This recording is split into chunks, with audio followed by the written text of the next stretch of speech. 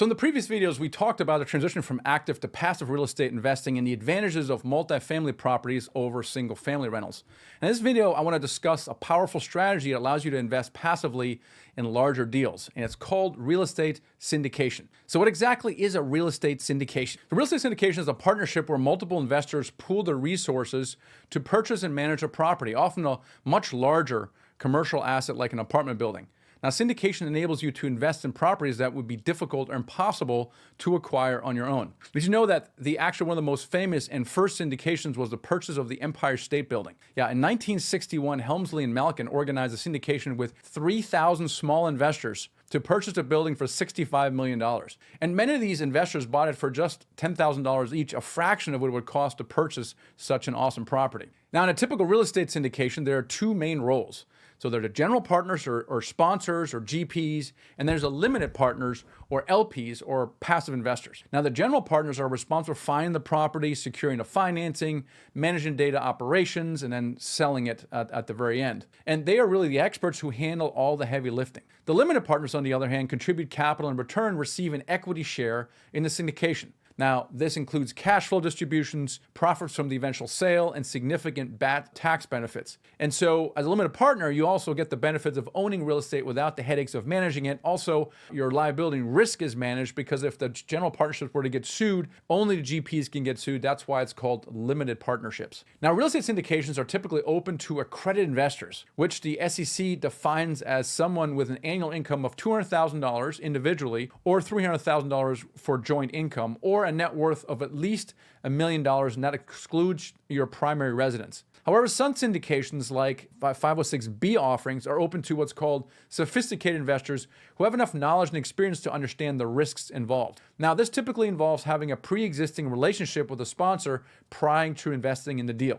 Now, why should you consider investing in real estate syndications over other investments like the stock market? Well, to me, there are really 5 main reasons investors should consider it. Number 1, below average risk. When the housing bubble popped in 2008, the delinquency rates on Freddie Mac single-family loans soared. They hit 4% in 2010. By contrast, delinquency on multifamily loans peaked at 0.4. It's crazy. So if you're looking for a recession-resistant way to invest your money, there's really no better option than apartment building investing. Number 2 benefit is above average returns, right? The average stock market return over the last 15 years was 7%, but after fees, inflation, and taxes, the return now is only 2.5%. On the other hand, multifamily syndications routinely return average annual returns of 10% and even above. Now, that's compounded without volatility and after fees, inflation, yes, even taxes. Number 3 is passive income, right? Unlike stocks and bonds, multifamily syndications generate cash flow for those investors, and that can be used to obviously pay for your living expenses. And ultimately,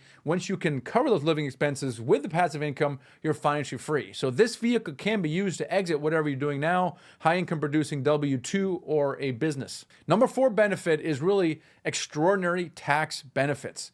Because of the magic of bonus depreciation or depreciation in general, your investment income is taxed at a much lower rate than any other investment. In fact, you may actually show a taxable loss when you get a K-1 that can be used to offset other passive income. And that's because the government is incentivizing certain behavior, which is to invest in real estate. Same way that they're incentivizing, for example, oil exploration as well. Real estate, specifically multifamily and commercial property, have really extraordinary tax benefits. And number 5 benefit is an inflation hedge, right? As inflation increases, all the costs go up, including rents. And if rents go up, also so does the value of the property. And so it makes it, because it's a real asset, all real estate is, it really is a great hedge against inflation. Now, if you're considering investing in a syndication, you'll likely come across some key terms that you may not be familiar with. So let's go over some of the most important ones. Number 1 is the internal rate of return, or IRR. Now, IRR is a kind of a complicated metric. It calculates the annualized return on your investment, but it factors in the passing of time, and it also factors in inflows and outflows during the investment. And so it's a very complicated metric, but it is very useful for comparing different investment opportunities, completely in different asset classes,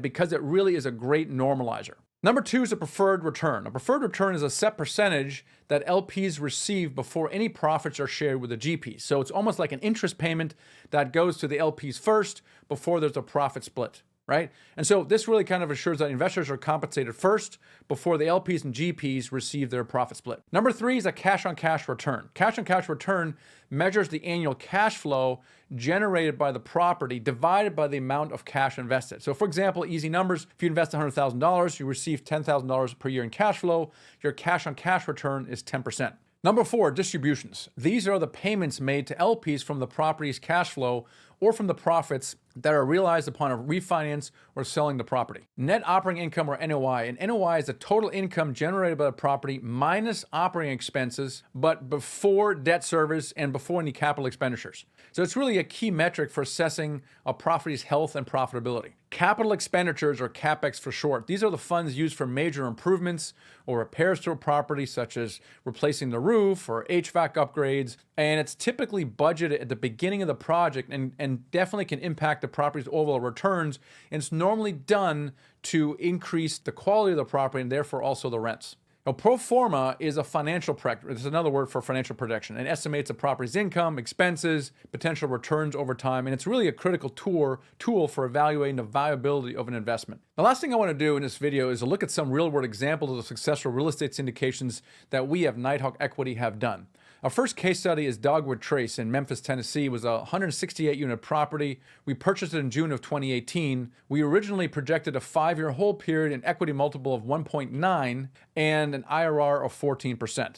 Now, we were able to exit this deal just after 4 years, achieving an actual equity multiple of 4x and an IRR of 45%. Now, this far exceeded our initial projections, and that delivered outstanding returns to our investors. Next, we have Arbor Point in Little Rock, Arkansas, a 218-unit property acquired in August of 2019. We projected a 5-year hold period with an equity multiple of 1.8 and an IRR of 15%. And although we exited this deal in 2.5 years with a slightly lower than expected equity of 1.45, the project still delivered the projected 15% IRR, thanks to our strategic management and market timing. Now, finally, let's talk about our last acquisition. It's also worth mentioning, Overlook in Cumming, Georgia, which is a suburb of Atlanta, in 2024. And this was a well-positioned vintage asset from the 80s and 90s. It was built in 2 phases. It located in one of the wealthiest counties in Georgia, and is really one of the only affordable housing apartments. They're not subsidized, it's just more affordable from a rent perspective. And the going-in cap rate was 6%.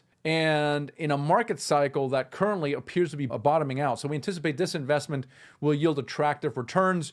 We're projecting, again, a 15% IRR and an equity multiple of 1.9 over the whole period. Now, so far into the deal, here's what an example of the value add that we typically do. We've gone in and completed a lot of the renovations on the property as part of our business plan. And I'm really excited for investors in the deal because we're going to go in and we're going to make some improvements, landscaping. We're going to make the units nicer. And we're not going to make it look luxury, but we're going to elevate that and compete better in that market, which is a higher end market. So we can increase rents, and by doing so, increase the cash flow, NOI, and the value of the building. Now, as you can see, that real estate syndications provide a powerful way to build wealth and offer significant returns while allowing you to remain focused on your professional and personal life. And if you'd like to learn more about investing in real estate syndication, then click below and book a call with one of our managing partners. Now, on the call, we can show you inside Overlook Club. Of course, you can see what past investing would look like for you, but also we can share with you some of the upcoming opportunities and, of course, answer any questions you might have. So with that, let's keep on going. Let's go to the next video, and I'll see you there.